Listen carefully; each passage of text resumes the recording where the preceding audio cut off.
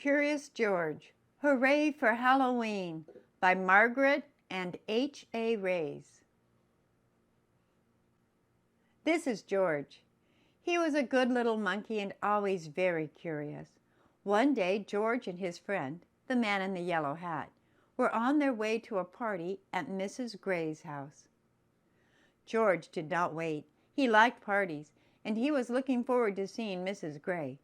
But when the door opened, George did not see Mrs. Gray at all. He saw a witch. "Don't be afraid, George," said the man in the yellow hat. "This witch is our friend." The witch took off her mask. It was Mrs. Gray after all. "Oh dear," she said, "did I forget to tell you that this was a costume party?" George had never been to a costume party before. Inside, he saw more people that he knew. They were all wearing costumes. There was his friend Betsy dressed up like an astronaut. And was that Bill? Why, he looked just like a mummy. George wanted to wear a costume too. "I have some dress-up clothes upstairs," said Mrs. Gray. "Would you like to use them to make a costume, George?" Mrs. Gray took George to a room with a big trunk filled with clothes. "Borrow anything you like, George," she said.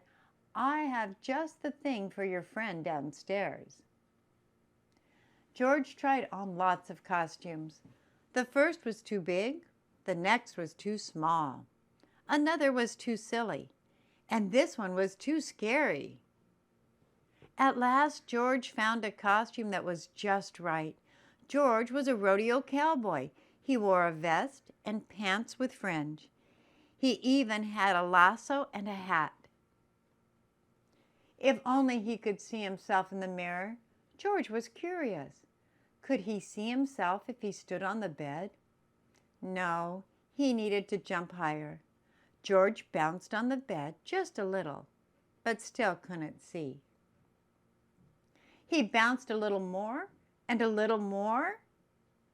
Soon George was having so much fun he forgot about looking in the mirror. He bounced as high as he could until, crash!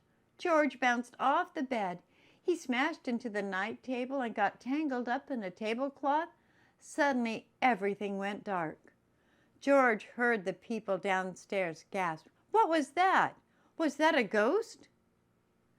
A ghost? George did not want to meet up with a ghost alone. He dashed out of the room and down the hall. He wanted to get back to his friends in a hurry, and he knew the fastest way. He hopped onto the stair rail and sailed, whoosh, down the stairs. "It's a ghost!" someone screamed. Everyone turned. They looked scared, and they were looking at George. The ghost must be right behind him. George flew off the rail and landed plop in the arms of the farmer. But this wasn't really a farmer. It was his friend, the man in the yellow hat. Soon everybody stopped looking scared and started to laugh. "That's not a ghost. That's a cowboy," laughed a policeman. "That's not a cowboy. That's a monkey," giggled a princess. "That's not just any monkey," said Betsy. "It's Curious George." Everyone clapped and cheered. They liked George's Halloween trick. "You gave us a good scare, George," said Mrs. Gray, "and I'm glad to see you found some interesting costumes. Now why don't I take your ghost outfit so you can join the party?" After the guests bobbed for apples, lit jack-o'-lanterns, and played some party games, prizes for the best costume were handed out. There was one prize for Betsy, and one for Bill, and two for Curious George. "You were the best ghost and the best cowboy, George," said Mrs. Gray. Everyone had a good time at the party, especially George. Too soon, it was time to say goodbye. "Good night, George. Happy Halloween." The end.